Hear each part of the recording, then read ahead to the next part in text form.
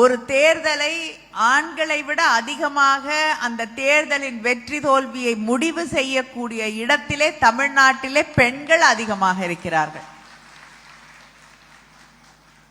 1000 பெண்கள் இருந்தோம்னா மேடையில வேணா வேற மாதிரி இருக்கலாம். ஆனா 1000 பெண்கள் இருந்தோம்னா 994 ஆண்கள் தான் இருக்கீங்க. நல்ல ஜாக்கிரதையா இருங்க. தேர்தல் வருது, அதனால நாங்க தான் முடிவு பண்ணணும். அதனால் பெண்கள் எப்பொழுதுமே விழிப்போடு இருக்கக்கூடியவர்கள்.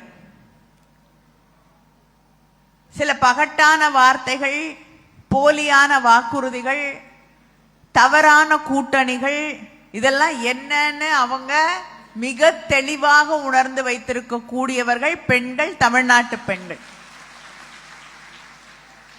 யார் வந்தா தன்னுடைய குடும்பத்திற்கு, தனக்கு, தன்னுடைய பிள்ளைகளுக்கு, தன்னுடைய பிள்ளைகளின் எதிர்காலத்திற்கு பாதுகாப்பான ஒரு ஆட்சி நடக்கும் என்பதை நம்முடைய சகோதரிகள் தெளிவாக புரிந்து வைத்திருக்கிறார்கள். உத்தரப்பிரதேசத்துல அங்கே இருக்கக்கூடிய சகோதரிகளுடைய நிலை என்ன, சிறுபான்மை மக்களுடைய நிலை என்ன என்பது நம் அத்தனை பேருக்கும் தெரியும். அங்கே ஆட்சியை எதிர்த்து ஒரு கருத்தை பதிவிட்டால் அவர்கள் இருக்கக்கூடிய அந்த வீடே புல்டோசர் கொண்டு இடிக்கப்படுகிறது. பல பாஜக ஆளக்கூடிய மாநிலங்களிலே வளர்ச்சி கிடையாது. யாரோ ஒருவர் அழகாக சொன்னார், மோடி அவர்கள் டெட்லைனே இல்லாம ஹெட்லைன் தரக்கூடிய ஒருவர் என்று. வார்த்தைகள், நடந்து முடிந்த திட்டங்கள், சில ஆண்டுகளுக்கு முன்னால் திறக்கப்பட்ட திட்டங்கள், இதையெல்லாம் போய் திறந்து வைத்துவிட்டு என்னுடைய சாதனை சாதனை சாதனை என்று சொல்லிக் கொள்ளக்கூடிய ஒரு ஒன்றிய ஆட்சி தான் இங்கே நடைபெற்றுக் கொண்டிருக்கிறது. அதே போல அவர்கள் கூட்டணி வைத்துக் கொண்டிருக்கக்கூடிய அதிமுக எப்படிப்பட்டதுன்னு உங்களுக்கு தெரியும். 10 ஆண்டுகளாக தமிழ்நாட்டிலே ஒரு மிகப்பெரிய இருண்ட காலம் இருந்தது என்பதை நாம் மறந்துவிட முடியாது. எந்த வளர்ச்சியும் கிடையாது, எந்த பாதுகாப்பும் கிடையாது. டெல்லி எதை சொல்லுதோ, எங்க கோடு கிழிக்குதோ அதை தாண்டுவதற்கு தைரியமற்ற ஒரு ஆட்சியாக. ஏன்னா ஆட்சி பொறுப்பேற்றுக் கொள்ளும் பொழுதே, ஒருவர் முதலமைச்சராக பொறுப்பேற்றுக் கொள்ளும் பொழுதே முதுகெலும்பெல்லாம் கடையில கொண்டு போய் அடகு வச்சுட்டு தான் பொறுப்பேற்றுக் கொண்டார்.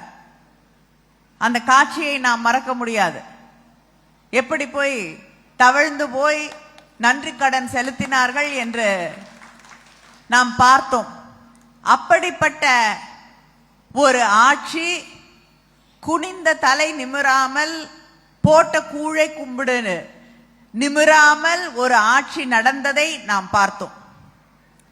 ஆனால் இன்று தமிழ்நாட்டு மக்களின் உரிமைகளுக்காக, ஏன் தென்னிந்திய மாநிலத்திலே இருக்கக்கூடிய அத்தனை மக்களின் உரிமைகளுக்காக ஒரு குரல் எழுகிறது என்றால் அது தமிழக முதலமைச்சர் அண்ணன் தளபதி அவர்களுடைய குரலாகத்தான் முதலிலே இருக்கிறது. அது டீலிமிட்டேஷனா இருக்கட்டும், இல்லனா இஸ்லாமிய சகோதரர்களுக்கு எதிராக கொண்டு வரக்கூடிய மசோதாக்களாக இருக்கட்டும், நம்மீது திணிக்கப்படக்கூடிய மொழி ஆதிக்கமாக இருக்கட்டும், இல்லை என்றால் கவர்னரை வைத்துக் கொண்டு ஒவ்வொரு பாஜக ஆட்சி இல்லாத மாநிலத்திலே அத்துமீறுவதா இருக்கட்டும், இதற்கெல்லாம் ஒரு சாட்டையை கையிலே எடுத்து சுழட்டக்கூடிய ஒரு தமிழனாக நம்முடைய முதலமைச்சர் அவர்கள் செயல்பட்டு கொண்டிருக்கிறார்கள் என்ற பெருமை நம் அத்தனை பேருக்கும் உண்டு.